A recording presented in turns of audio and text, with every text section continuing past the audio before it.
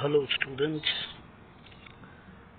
we are going to deal in this unit about Hitler's rise to power. Let us know little bit about his life.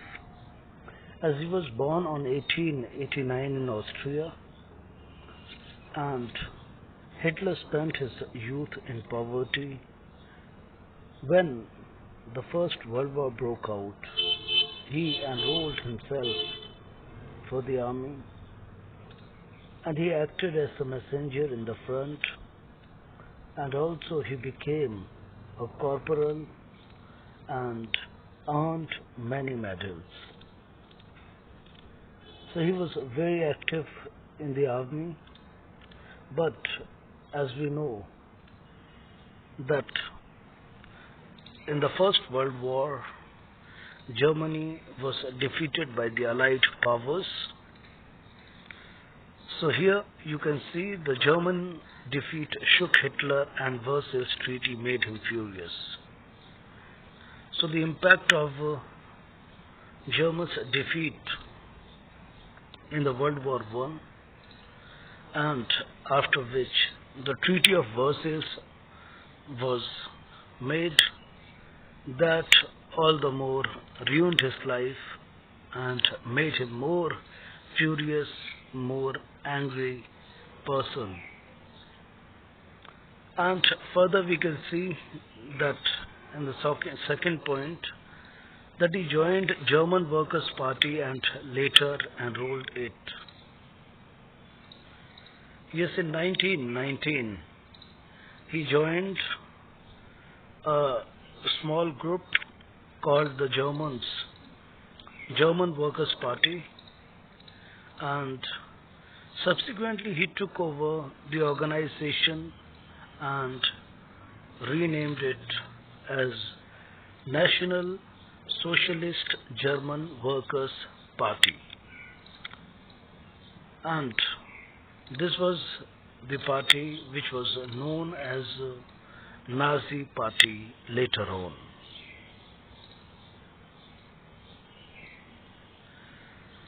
And further we see that he attempts to capture power but failed, imprisoned for treason. Hitler wanted the territorial expansion, and in 1923, as Hitler planned to seize control of Bavaria and march to Berlin and capture power.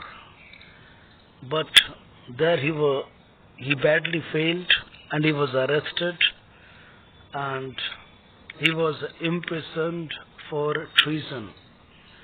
Treason is the crime against a country.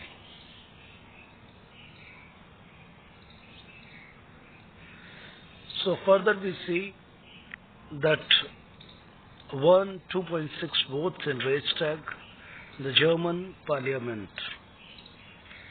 So initially, as his party in 1928, the Nazi party got not more than 2.6% votes in the Reichstag. That is Reichstag, as you know, that is a German parliament. But later on, in 1932, Nazi party had become the largest party, and it won 37% votes.